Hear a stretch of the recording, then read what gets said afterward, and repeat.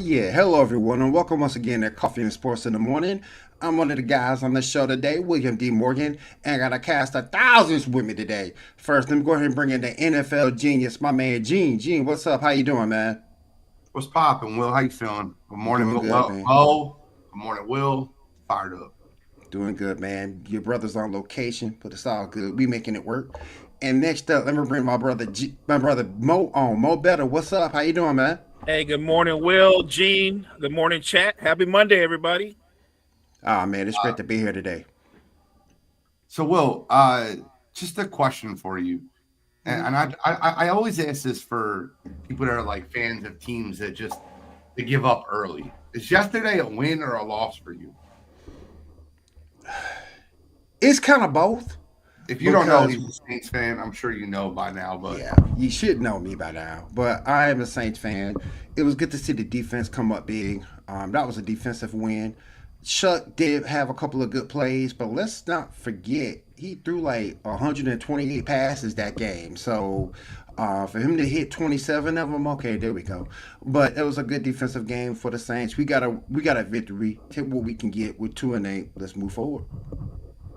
I see that's always a question. Mo, let me ask you though: if you had a team that was like the New Orleans Saints right now, right, and they need a quarterback, they need to tank, they need to get a top pick in the draft, and then they go out and win a game yesterday, and you know another team that needs to get a quarterback, that needs to draft a quarterback, the New York Jets, they go out and win a game yesterday.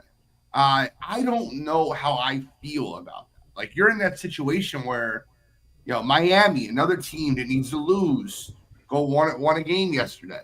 A lot of these football teams, is it too early to start thinking about like we need the first overall draft pick? Is it too early to think about that? I don't think it's too early. If you don't believe that you have your franchise guy on your current roster, I don't think it's too early at all. If you don't believe that your team is a contender and you're more of a developmental team, it's not too early.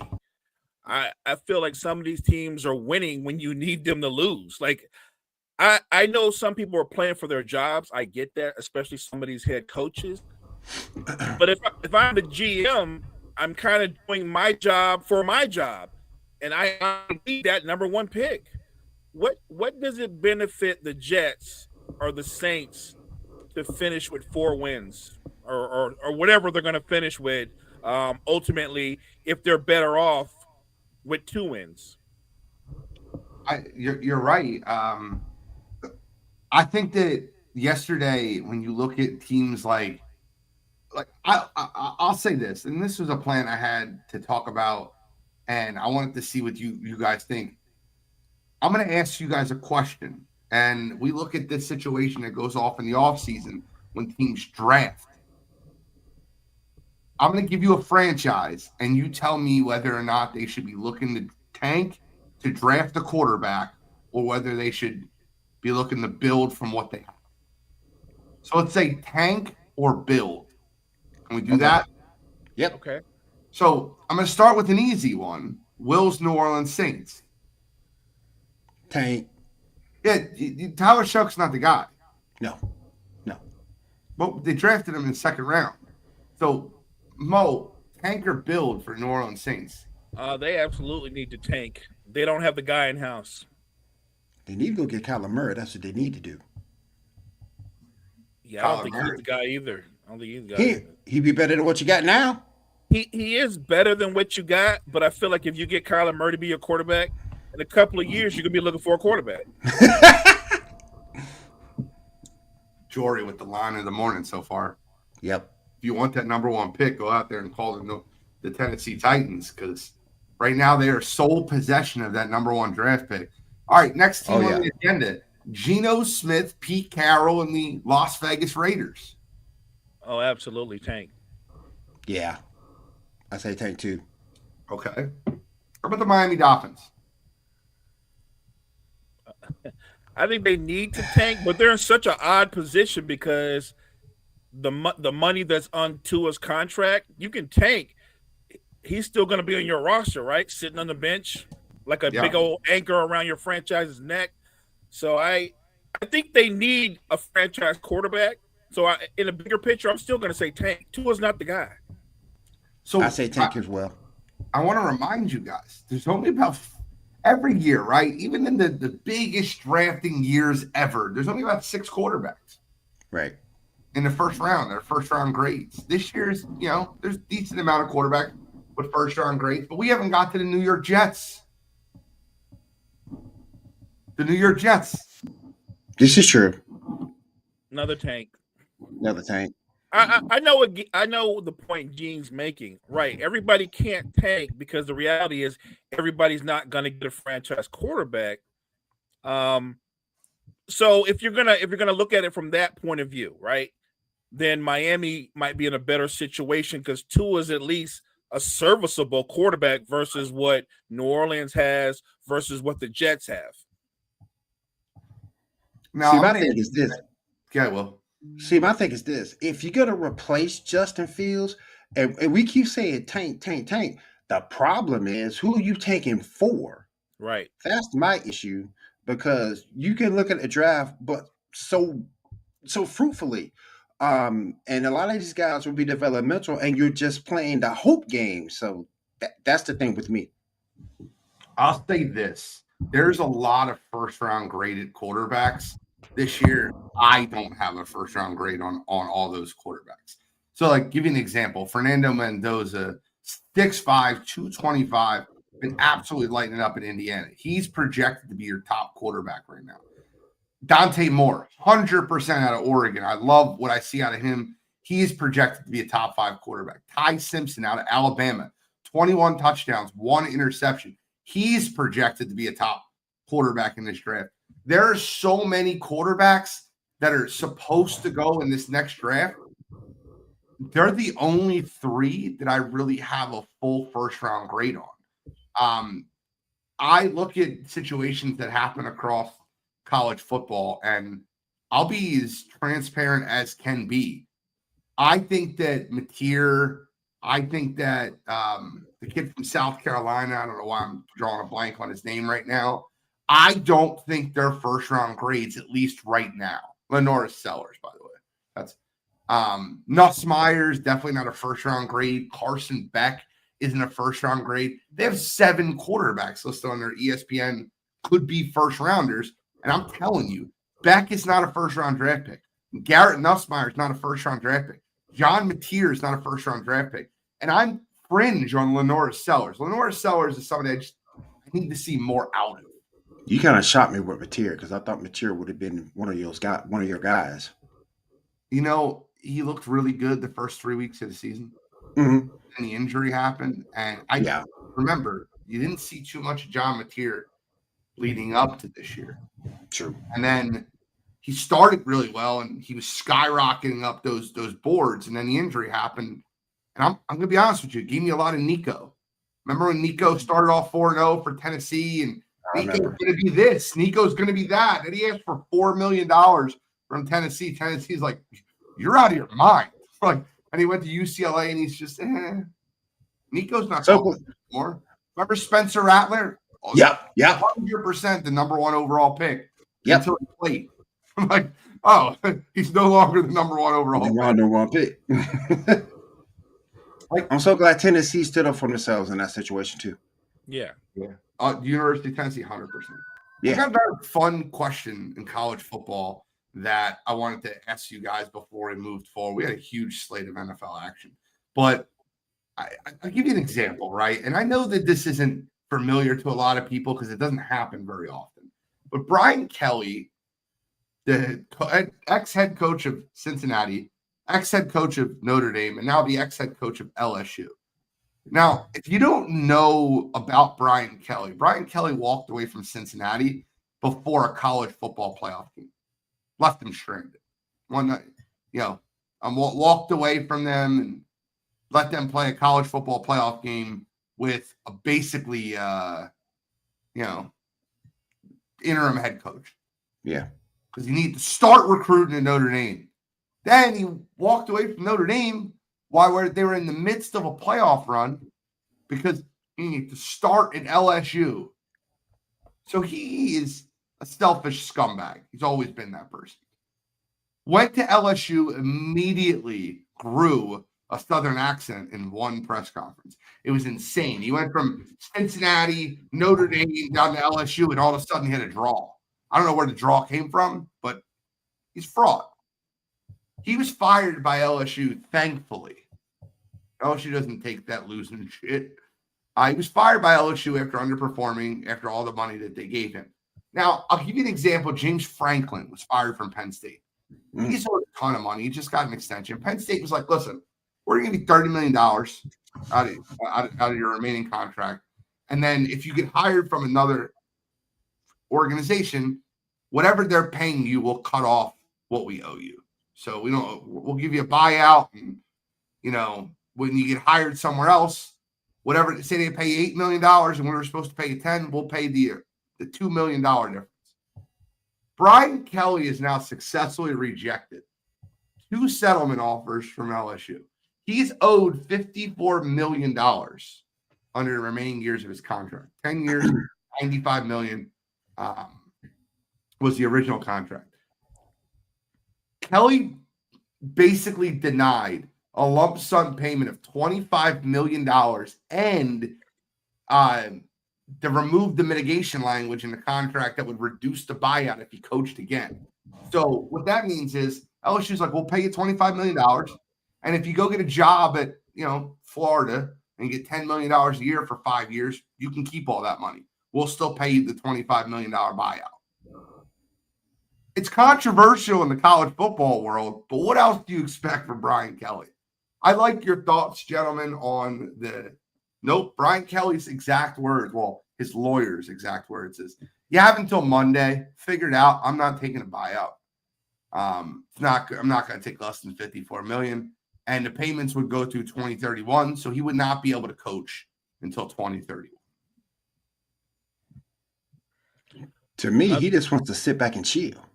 That's what it seems to me. He doesn't want to coach. He just wants to sit back and chill. But I agree with you. He's still a scumbag for this. Take the buyout, get your money, go back in there and coach again.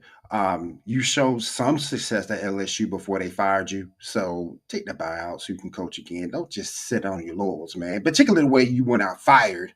I couldn't go out that way. I couldn't. Mo? I think Brian Kelly just wants his money. We always talk about Scumbag. How players or executives want their money. He wants his money. And by the way, he didn't force LSU to give him that contract. Yeah. They willingly made that contract and gave him that money, and then they fired him. Look, you can say he didn't do it. He started off well, didn't finish well. I get that. They fired him. But once you fire him and he's owed the money with the contract that you signed, I'm with Brian Kelly. You figure out how you're going to pay me the $54 million, but you're going to pay me the $54 million. I don't need to coach again. I'm going to rest on the money that you owe me. I'm good. Him and Jimbo Fisher are scumbags. Scumbags of the college football universe. Scumbags. See, I don't view Jimbo in the same light as Brian Kelly. Jimbo never left an organization mid-playoff run. No. Not mid-playoff run. Brian Kelly that bothers me the most, Will, it's not, look, you want your money. I agree with Mo, right? If I'm going to retire, I'd say this is my last job, LSU. I'm going to go on ESPN and make some money doing that. I would have not accepted a buyout either because I'm not going to coach again. I plan on not coaching again. I have no issue with that. The issue I have with Brian Kelly has always been him leaving his teams in the dust. And I can't take that. That bothers me. Jimbo is, listen, he very good coaching career at Florida State. Went to A&M and fell on his face. He had top recruiting classes and just couldn't recreate that magic that he had at Florida State. So I don't know. I don't hate Jimbo. I hate Brian Kelly. I feel you. Listen, I love these. Keep them coming. Brian Kelly. Kelly Price. Lakers in 5. I love it. All right, so let's move on to the NFL action. Guys, is Jonathan Taylor making that conversation for MVP in a year? And I say this because Last year, Saquon Barkley couldn't win MVP because the years that were put up by Lamar Jackson and Josh Allen were just so absurd, and they play at the quarterback position. So the MVP has basically been a quarterback award. Yes. However, no quarterback is putting up like ridiculous numbers this year. Right. Patrick Mahomes was the favorite to win the MVP. They're 5-4, and he's been okay. He's not having the best season of Patrick Mahomes' career. No, Is it not at time all. to start having that full conversation of a running back winning MVP? Jonathan Taylor yesterday single-handedly took the Colts, threw the backpack Mac on, and said, we're winning this football game. I'm going to read you his stat line yesterday. 32 carries, 244 yards, and 3 touchdowns, including an 83-yard touchdown to tie the game. I would love to hear your thoughts on the MVP currently now. Is it Mahomes? Is it I don't see, it's crazy. Is it Drake May? Drake May has been my choice. I think Drake May. Go ahead. I think Drake May is the front runner, but I would put Jonathan Taylor right there with him. Like Drake May is having a really good season, but he's not having some kind of season where he's threatening to break the touchdown pass record or yardage record.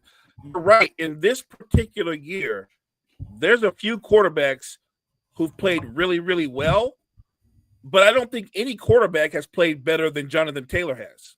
I think Jonathan Taylor has the best shot to win an MVP that's not been a quarterback in a long time. And I don't know if he's going to crack 2,000 yards, but if he puts up a 2,000-yard season the way that this season is playing out, and the Colts win their division outright, it'd be tough not to name him MVP. Yeah, MVPs I got him in the at same running round. back position. Will the MVPs at the running back position? Just the ones that we can talk about in the recent. Marcus Allen won in '85, and then you have Peyton and Earl Campbell and OJ and all those guys. But when it became a quarterback award, I look at that in the 2000s. Marshall Faulk won in 2000. Sean Alexander in his ridiculous season, I think he had 28 touchdowns. Won it in You were sick. 2005. LaDainian Tomlinson won it in 2006. That's the year he broke the touchdown record. And then Adrian Peterson, the 2012 season, where he had 2,000 yards, was the last one to win MVP at the running back position. That's 13 years ago. Yep. Taylor can do it. Taylor can do it. My only concern with Jonathan Taylor, and I've been saying this, his usage is just sick. His usage rate is sick. I get it. He churns the butter, so to speak. But right now he's in the lead. And if he can stay healthy and the Colts have that great team success Mo was talking about earlier, he can definitely be your MVP. Definitely. I mean, we got to start having that conversation.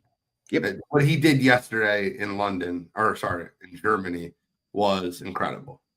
So I just need him to stay healthy. Just need him to stay healthy. That's it. The Giants blew another fourth quarter lead yesterday. Another big fourth quarter lead.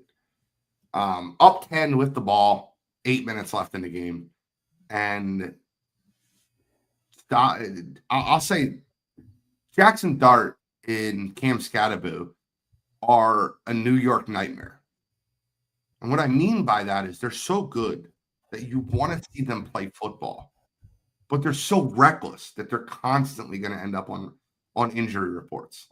Cam Scatterbo, freak injury. I get it. His ankle was bad. Jackson Dart, who keeps diving headfirst into defenders, got knocked out. It looked like I seen this meme online yesterday, and I thought it was hilarious. C.J. Gardner-Johnson looked like he knocked the coins out of Sonic. Like, you ever seen Sonic running and he hits a spike and then the coins pop out of him? Like, Jackson Dart looked like he had the coins knocked out of him by C.J. Gardner-Johnson and the Bears when he fumbled the football, when he's trying to run the football in, and he was concussed. This is the third time Jackson Dart's been evaluated for a concussion. The first time where they actually said he was concussed. The guy is head first diving into players and situations. And I want to say that if I'm a Giants fan, I'm excited the future of Jackson Dart and Cam Scatterbo, but also I don't know how this team ever makes a playoff run with those two as their lead players because how reckless they play football. Mo, your thoughts on another Giant collapse? They've lost games in which they were beating the Cowboys with 13 seconds left. They lost games where they were up 19-0 in the fourth quarter versus the Denver Broncos. They keep losing these games where they're up tons of points. Like, is Brian Daboll going to get fired this morning? It's a tough call. And look, Brian Daboll can't predict from game to game whether or not his quarterback's going to get knocked out. But he's seen enough film to know that his quarterback does not protect himself. He does not try to protect himself. And I saw this in preseason, and I said, if Jackson Dart ever becomes a starter, if he does not learn how to protect himself, he's not going to have a long career. He's not. In this NFL, if you're going to take off and run and you don't know how to protect yourself, you will have a short career. He might become a New York Giant legend, but he won't have a long career. I think Brian Daboll, this team has been very competitive. They've lost some close games, some tough games. I know I've made the statement that going off of what Mara said, it's playoffs or fired. I'm just saying that's what he said. Yeah. That was the mandate. If he's a man of his word, then Daboll's fired. But if he actually looks at the team, the improvement and how competitive they've been, not to mention your number one wide receiver gone for the year, your number one running back gone for the year, and the way things are looking, at some point your quarterback might be gone for a year if you don't protect him from himself. So if I had the chance, I would highly consider bringing Daboll back because they've blown leads, but I think their defense, which we thought would be a dominant defense, the defense has been really bad late in games. Now, maybe it's on Daboll to fire the DC, but I think I would consider what Jackson Dart could be. I think Daboll is the right coach for Jackson Dart. So, Will, I do want to ask you this question when it comes to the Giants and this situation that basically breaks down where the Giants fall short. Do you guys remember they had a really good defensive coordinator, a heralded defensive coordinator by the name of Wink Martindale? He was their DC. Jalen Hurts called Wink Martindale the moment he got fired from the New York Giants and asked, hey, what did you see? Like, I have so much respect for you, like in the way you defended me. How can I get better at attacking the defense? If you don't remember, the reason Wink Martindale isn't the Giants defensive coordinator is because Brian Daboll's a hothead. And Brian Daboll screamed at him and got disrespectful with him. Wink's like, I don't need this shit. They got in a huge argument, and Daboll tried to reach out to him and tried to get him to come back into the fold. And in the offseason, they parted ways. Wink Martindale is a very good defensive coordinator. Matter of fact, he's the defensive coordinator for Michigan. And he was defensive coordinator for Jim Harbaugh for a season. And then he went on to Michigan to be their defensive coordinator. I think that Brian Daboll needs to be fired. Wink was great. Not bad. Wasn't bad. Wink Martindale is a very good defensive coordinator. And if you gave him the tools that this Giants defense has now, there's no reason this Giants defense should be blowing leads in the fourth quarter. Brian Burns, Sexy Dexy, Abdul Carter, Kevin Thibodeau. Their defense is loaded up front. Oh, your thoughts on Daboll? I think Daboll needs to be fired. I think they need to go in a different direction. And when you lose that many games in the fourth quarter, you have to make that decision. Will? See, my thing is this with Daboll. Daboll's proved that he can. He did something with Daniel Jones to a certain extent. He's doing this thing with Jackson Dart. I sort of kind of agree with Mo in the sense you have to bring him back. But I do think that defensive coordinator needs to be fired because if you look at the way a bad secondary play, not holding up on the back end late in games, your front four not being able to get to the QB in pivotal times, I think I will put more on the DC than I would on Daboll just because of the fact the offense has been competitive enough to win games. Scatterboo is gone for the year, but you saw in college he was reckless in college. Jackson Dart just needs to learn to protect himself. So Not the same men, Will. Not the same men. NFL and No, college, the vibe. I get that. Not the I same. get that. I get that. I get that. But it's the habits that you learn. Correct. You can't run through everybody in the NFL. I don't care how big and strong you are. You can't. But yeah, I would put more emphasis on the DC and less on Dayball because your offense have been competitive with Jackson Dart in there. Now, if you want to get him on not being able to do anything with Russell Wilson, I got you on that part. But with Dart, he's been able to do something. So yeah, I would look at the DC more than I would at Dayball. And look, with Scatterboo, don't forget, man. I know he's a running back, but if you want to be a high contact, high collision running back, even if he didn't tear up his ankle, he's having a short career. Yep. You're not going to have a long career as a running back if you're a high contact running back. That doesn't stand up. I agree. Nature Boy said losing to Denver with a 19-point lead in the fourth should have sent him packing. I don't disagree.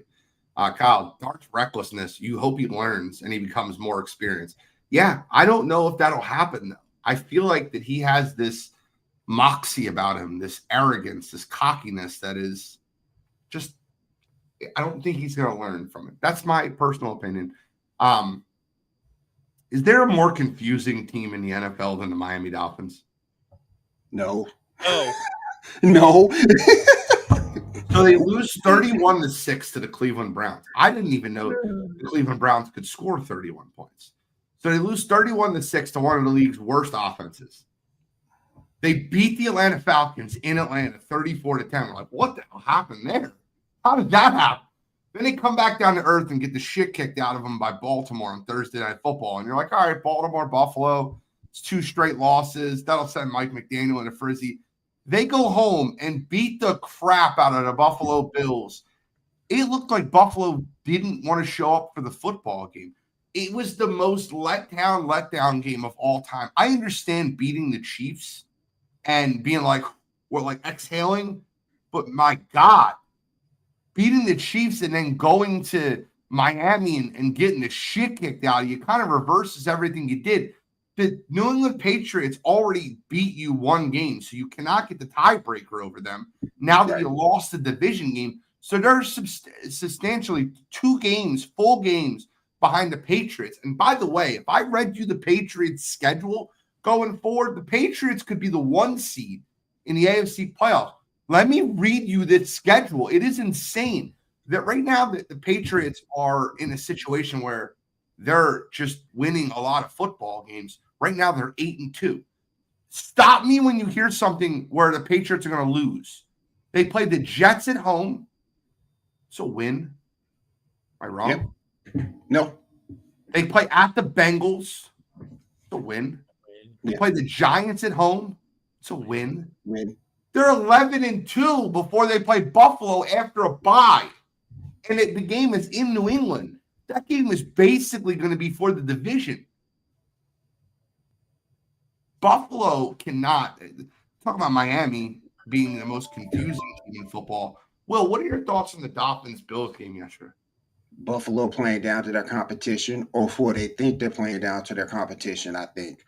When you have Devin Achane just run all over you like he did yesterday, man, it's going to be a hard team to stop with him leading the way. Waller's doing this thing. Tua was able to hold his head up and able to throw a couple of touchdowns. So when they get it, when they have that confidence, they're going to look good. But they are confusing. But I think this is more of a letdown on Buffalo's end than it is a Miami win.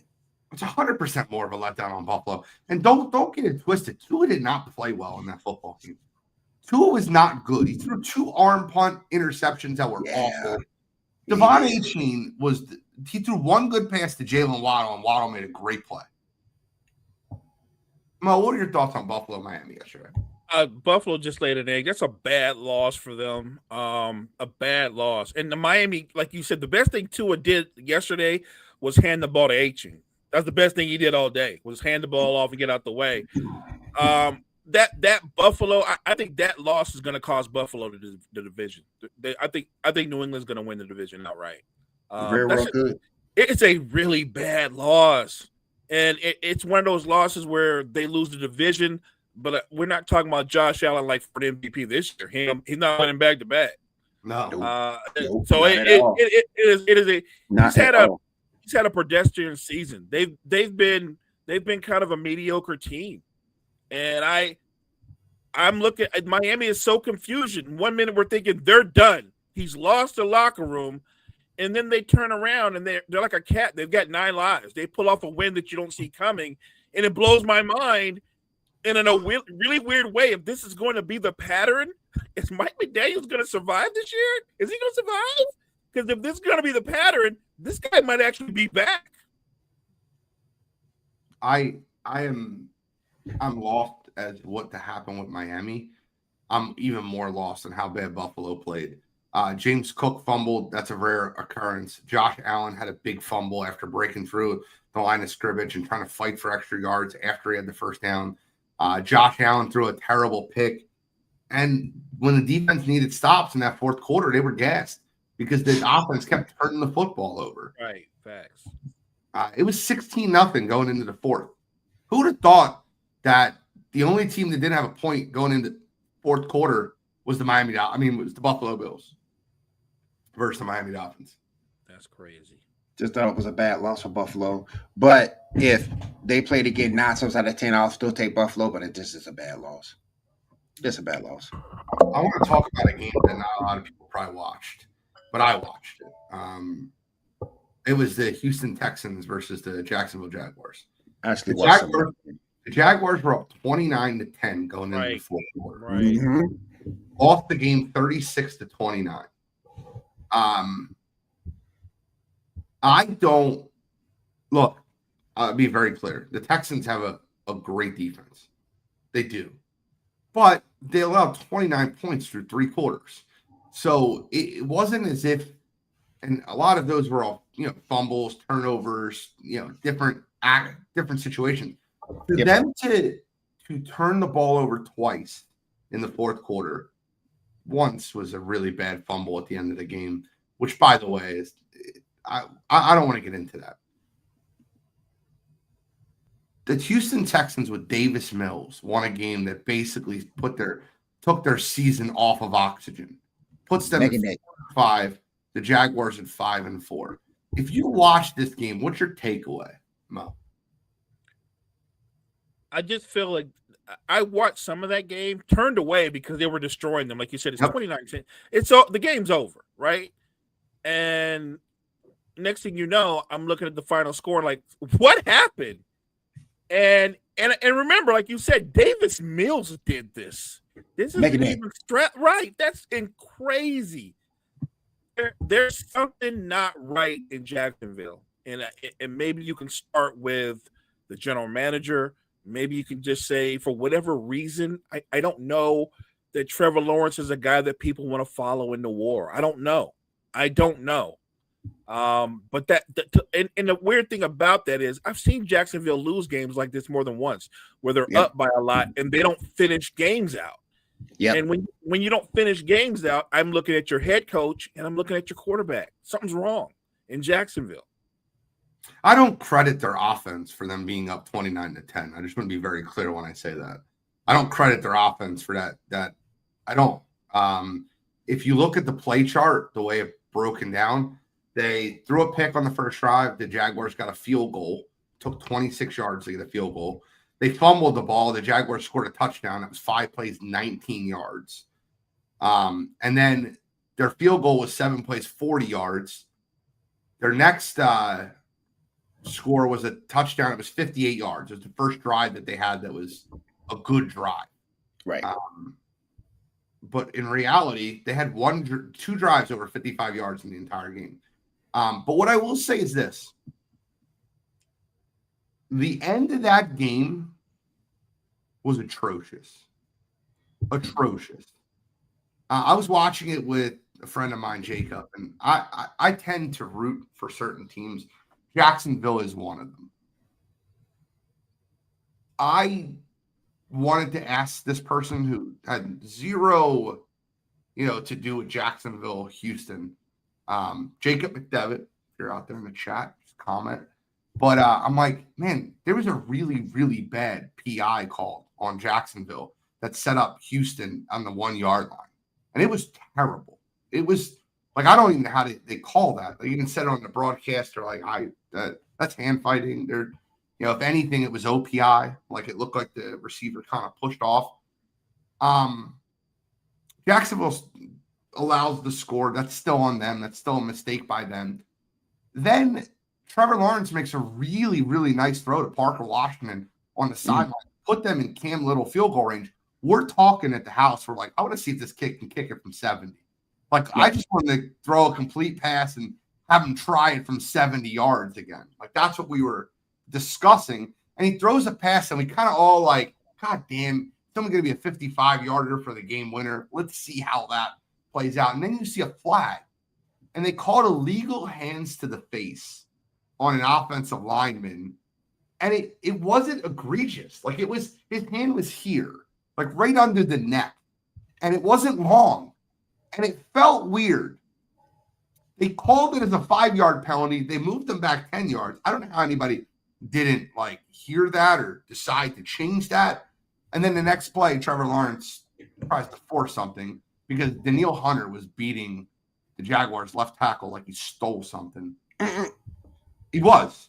And he tried to throw the ball out of falling to the ground, and it gets picked and ran back for a touchdown. By the way, it cost me one of my pick'ems because if they just lose the game 30-29, I had the Jaguars plus 1.5 on wire to wire. That pick six that meant nothing cost me one of my picks.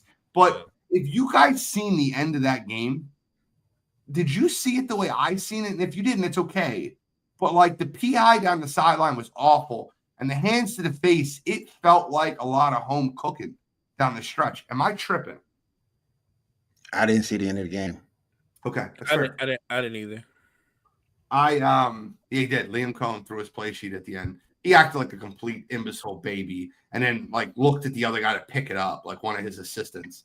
Like I hate when people do shit like that. It bothers me, right? If you throw your stuff, pick it up. Don't like you have servants working for you. When you throw your stuff on the ground and you look at the other guy to pick up your shit. Like I don't want to get into that, but that was awful. Any other comments on Jaguars, Texans? I know the chat wants to call for Trevor Lawrence as if the defense didn't give up 36 points to Davis Mills. Facts. Facts. We ain't talking about. We're not talking about Stroud. We're talking about Davis Mills. Yeah. About neck and neck. Exactly. I call it neck and neck. The defense was terrible. The PI was terrible. The hands to the face was terrible. Shaky, but the defense was awful. Right. And listen, Trevor Lawrence didn't play great, but he's playing against the league's number one defense in the Texans. I don't think he played great. I don't think he played awful either.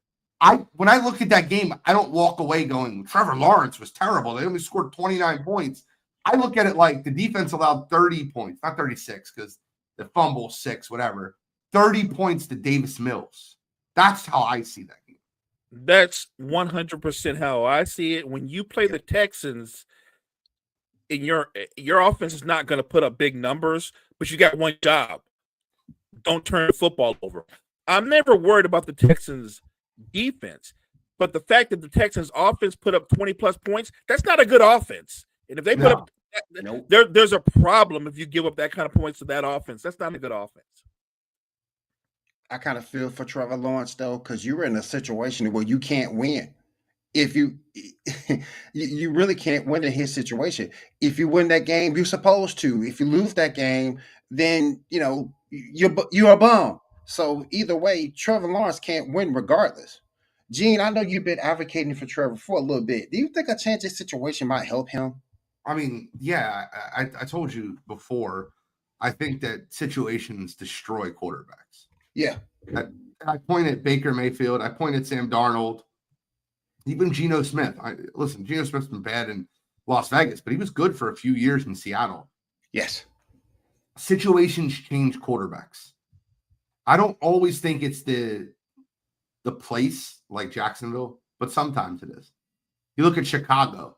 If you're drafted to Chicago, I mean, people are talking Caleb Williams is a bust. Everybody's a bust that goes to Chicago. It's hilarious. They just miss on everybody. Mitch Trubisky, Justin Fields, Caleb Williams, they're all busts. Maybe it's the organization, man. Maybe it's the way it's ran. Everyone's a bust at the same. Like they're just that bad at picking quarterbacks. Like Trevor Lawrence was the consensus, there was no thought process. Consensus number 1 overall pick coming out of Clemson. As a redshirt freshman, he went and beat. And by the way, I just realized why Jordy hates him so much. As a redshirt freshman, he went and beat Alabama in the national championship. Like I don't know. Maybe it's situation changes. I don't know. But what I do know is he doesn't look great. And I've seen a lot more out of him under Dabo Sweeney than I did under the Urban Meyer, Doug Peterson, Liam Cohen. Right. I agree.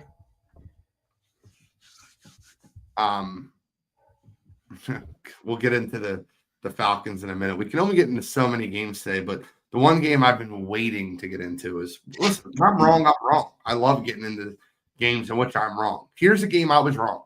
On Sideline to Sideline, we give our best bet of the week. I'm undefeated for the year. I've given you guys a pick that's won every single week for 9 weeks of the season. I haven't been on every week, but the point is, if you look at my record on Wire to Wire, I think it's 23-6 for the year. It might be 23-7. 10 weeks, 23-7. So I'm really good at picking football games. If you couldn't tell, I was wrong about Patriots Buccaneers. I thought this Bucs coming off a bye, Baker Mayfield. Got to give credit where credit's due. Drake May was good. I'll give Mike Vrabel credit. He finally started to let the rookie run the football. We've seen this in the preseason in Trevion Henderson before the season started. We've seen him in preseason. We've seen him at Ohio State. We've seen flashes of how good this kid could be. 14 carries, 147 yards against a defense that didn't allow a rusher over 50 yards all year. Patriots defense looked great. Mike Vrabel's got these boys playing. Yeah. How serious of a Super Bowl contender are the New England Patriots, Mo? I think they're serious contenders. I really do.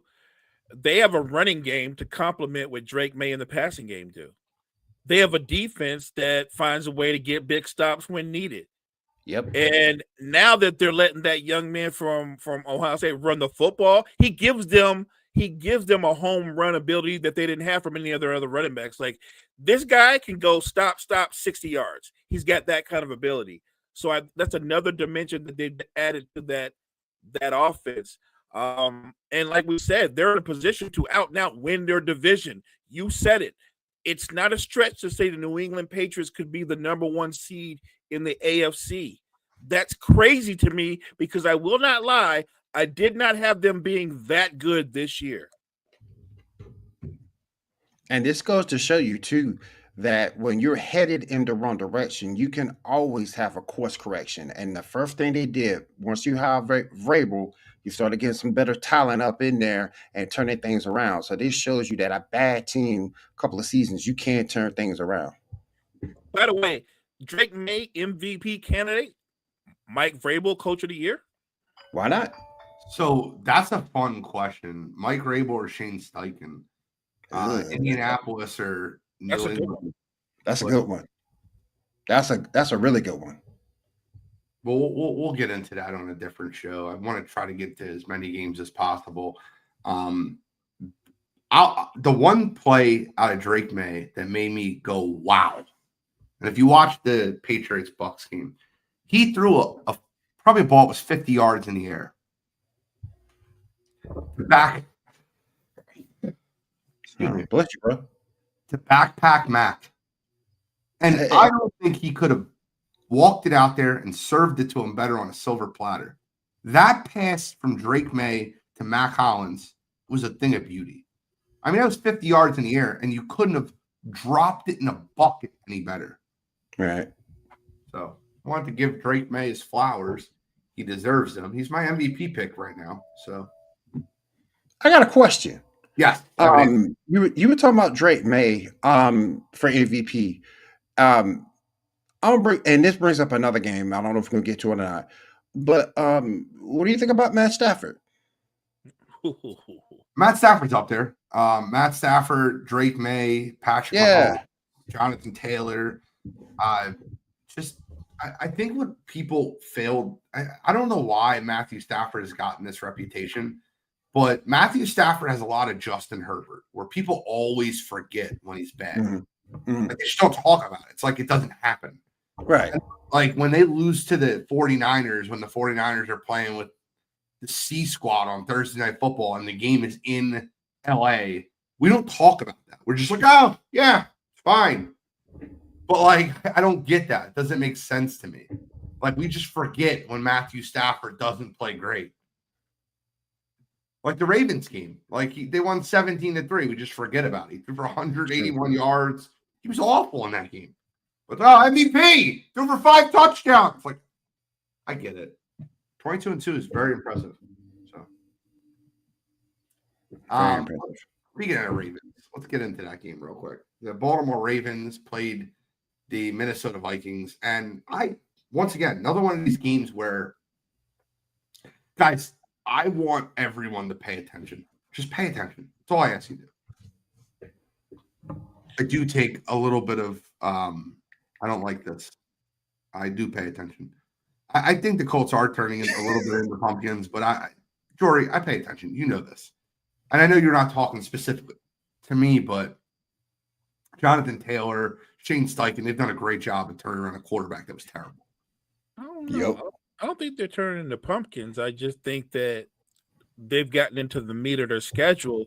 They were never. It's not like they were going to go undefeated. Nobody thought that. But at the same time, the record that they have right now, coming into this year, nobody had the Colts being this good.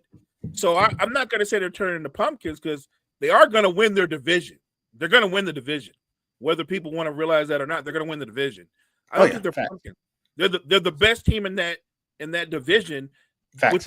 With the best player in that division, they're going to win the division. Speaking of teams that are going to win their division, 4 short weeks ago, I told anyone that would listen. I was on board. I know where you're going. You have an extra $500. The Ravens are going off at plus 188 to win the division. They're now 4-5, and after the stinker the Steelers played last night, they're 5-4. The Ravens are now 1 game back in the division with 2 games to play against Pittsburgh. However, yesterday wasn't on the Ravens. I agree with Jory here. Yesterday was not on the Ravens. It was on how bad J.J. McCarthy is. J.J. McCarthy left yesterday's game, and the stat line doesn't sound terrible. 20 of 42, 248, 1 touchdown, 2 interceptions, 1 sack. He left the game with an 18.6 QBR. I got to give Brian Flores credit. I think I'm a Brian Flores fan club member. Have the sticker. It's getting sent. You are. He did a great job against Baltimore's offense. J.J. McCarthy was terrible. Terrible. And they had 8 false starts. And after the game, Minnesota, instead of talking about how bad their offense was, they're at home. And they had 8 false starts. And they're saying that the Ravens cheated because they mimicked the snap count. You're at home. It's your snap count. Like, what are we doing? The Vikings offense and J.J. McCarthy are lost. I think they made a huge mistake getting rid of Sam Darnold at this point. J.J. McCarthy is a bust. I'm sorry. I've never liked the kid out of Michigan. Maybe I'm a hater. Your thoughts on the Vikings versus Ravens yesterday, Will? The thing that gets me about this game, and I still think the Ravens got problems, but they are second in the division right now. I still got issues with their secondary, primarily. But they did what they had to do to get the win. But J.J. McCarthy is trash. He's trash. I didn't think you were hating on him that bad, though, Gene. I didn't know you hated him like that. That's news to me. I thought you were at least giving the kid a chance. You gotta watch Wire to Wire more. I do. When do. Terrell did the breakdown of J.J. McCarthy on Real Recognizes Real, we talked about it on the show. And I said, bro, the guy stinks. He doesn't throw more than 20 times in college, and he's being overrated because Michigan won the national championship. And Bill and Cottrell told me how wrong I was, and still yet to be proven right. I don't Go know ahead, what go. JJ McCarthy's going to be, but I know what he is right now. He's not a starting NFL quarterback. No. And the truth of the matter is, had they started Carson Wentz, they probably would have won that football game. Had they started Carson Wentz, Wentz would have thrown for well over 300 yards against that Ravens secondary. Now he might have still thrown a couple of picks because that's part of That's the what he Carson does. Wentz, that's part of the Carson Wentz experience. But they would have had no problems. They would have had no problems moving the football against that defense. But I picked the Ravens to win primarily because I knew JJ was starting, and I knew JJ wasn't going to be able to A, move the ball, and B, he's going to turn the football over. And as long as he remains their starting quarterback, they're not going to make the playoffs. Anytime Justin Jefferson, who is one of the best, if not the best wide receiver in football, only gets 4 catches for 37 yards, you got issues. And it all stems from the quarterback spot. All stems from the quarterback spot. When your best receiver, not just your best receiver, one of the 2 or 3 best receivers in all of football, is catching nothing but medicine balls, not good. Not a good sign. Not good at all. All quarterback issues. All of it. 23 targets between Justin Jefferson and Jordan Addison yesterday. Only 7 were completed. And Jalen Naylor leaves you a get out of here. I mean, Jalen Naylor didn't lead them in targets. He just completed more passes than Naylor. He had 23 targets to Addison and Jefferson. Only 7 completions. His bad ball rate is incredibly bad. Terrible. It's terrible. It is. Well, maybe I'm being too hard on the kid. It's too early to write somebody off. It is. But I've seen this in him from Michigan, from when he threw 3 picks versus like Little Sisters of the Poor on a week that they should beat a team by 100 and they won by 12. But you know, that's just my take on it. Look, the Ravens are going to win the division. No, I still think in the bigger picture, Gene's right. The Ravens are going to still win the division because I think the Steelers are going to continue to come back to the pack. They stunk so bad last night. Like, oh God, it was unwatchable. Horrible. Yeah. The game was so bad that normally I will watch the Sunday night football game, but it's so bad that I was switching back and forth between that and the NBA, and I was watching more of the NBA. And I mean, the NBA was way better last night. Sixers ultimately lost a close game, but and I'll still say DK Metcalf ain't that dude. I still say he ain't that dude. I mean, Aaron Rodgers was awful last night. He had a QBR of 4. Yeah, 44. Yep. Aaron Rodgers looked like he didn't take his ayahuasca or his medicine or whatever because he was awful. He was terrible. Oh man. I was watching Sixers Pistons too. I had the dual TV up, and I will say this: Cade Cunningham dunking on Andre Drummond last night was very painful to watch as a Sixers fan. That dunk was insane, by the way. Oh yeah. I do have something I want to finish, but we obviously can't get to every game. But the Seattle Seahawks are, I guess, without a doubt, I think they're a Super Bowl contender. We talked about this on Sideline to Sideline, and Seattle is just on another level right now, the way they're playing. But I will ask you this. We'll do a start bench cut to end the show.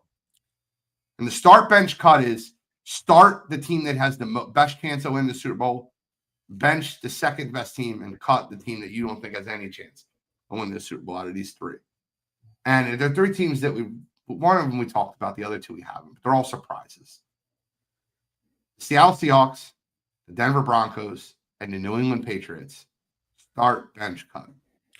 I'm starting Seattle, benching the Patriots, cutting the Broncos. I don't think the Broncos are Super Bowl contenders because they have one of the worst offenses in football. The offense is horrible. As good as that defense is, Bo Nix's offense is just as bad. They're awful. I don't trust their offense. That offense is going to cost that defense a win in the playoffs. They're just not good enough. I don't think Bo Nix is that good. I think he's kind of inconsistent at best. The one thing I'll give him credit for is he's got that same thing that people love about Jackson Dart. Yep. He'll use his wheels and make a timely play with his legs, but that offense is just really, really bad. compared to teams like Seahawks who are balanced, not just with the passing game with Darnold, but they've got a really good running game. Playmakers on the outside and a defense that'll come get you. Why I just don't see how you can put the Broncos on the same level as teams that are that balanced. Would it change if I put the Colts there instead of the Broncos? No, because this is the mean part, right? The Colts defense is not one of the best defenses in football. At best, I think they're a middle of the road defense. I don't trust the Colts defense. Every game the Colts win or lose, it's a shootout. The other teams, the Colts score, but the other team has no problem scoring either. Right. They went out and got Sauce Gardner, and he got cooked yesterday. Cooked. Yeah, it is. They were like looking for him in routes. Will start bench cut. I got the Colts or the Broncos third. I don't care. I think I agree with most lists exactly. I'm starting Seattle. I'm benching the Patriots, and I'm cutting Denver. Look, I picked Denver to win that division, just off the strength in that defense. But that offense and Bo Nix looks so inconsistent. You can't trust them. So I'm gonna cut those guys, bench the Patriots, and I'm gonna start Seattle. Seattle's playing extremely well right now. Extremely well. Gentlemen, Monday Night Football tonight, Philadelphia Eagles at the Green Bay Packers. Packers are 1.5-point favorite, coming off of a very bad loss to the Carolina Panthers. Philadelphia Eagles coming off the bye week. A couple new additions. Jair Alexander is not traveling with the team. He is staying back to rehab and still get acclimated with the defense. Whereas Michael Carter II is traveling with the team, which I found was very interesting. But who do you guys got tonight? Packers or Eagles at Packers Monday Night Football? I'm going to Eagles 24-17. I'm going Eagles 24-20. Going Packers 20-13. Why? Wow. Why? So the Packers, I'm not worried one bit about the Packers offense. I'm not. I think the Packers offense will move the ball. They're going to move the ball. They move it versus everybody. But They do. I think the Packers offense lacks weapons and receivers to move the ball consistently versus Philadelphia's defense. What I am worried about is that Packers defense just shutting down the Eagles offense. I don't feel like the Eagles offense has been right all year. I have little to no faith in Kevin Patullo. And after the bye week, I don't know. The Eagles normally start slow. I can see the Packers getting up 7 or 10-0 and coasting. I think it'll be 20-13, low scoring game, ugly game, and a loss that the Eagles kind of need. So Packers do got to right the ship. They do got to right the ship after that loss to Carolina. So they do have to right the ship. Listen, I'm a diehard Eagles fan, but I'm also a realist. And an honest breakdown of the game. Packers just lost last week to the Panthers, so this is their game. I agree. All right, gentlemen, any final thoughts, comments? Tell us what's going on tonight. Sports Report, Will. Yes, we'll be doing the sports report tonight. 10 p.m. Eastern right here on Wire to Wire, getting you caught up on everything NFL. 7 will be on, getting you caught up with what's going on with MLB. So definitely check us out tonight, 10 p.m. Eastern right here on Wire to Wire Sports. Mo, any final comments? No, just appreciate the chat, all the energy, guys. Make sure you check out all the great content we have at Wire to Wire Network. Wire to Wire Network, we appreciate you guys. I want y'all to take care. Have a great rest of your morning. Happy Monday. And listen, I want to be wrong. Go Birds. Take care.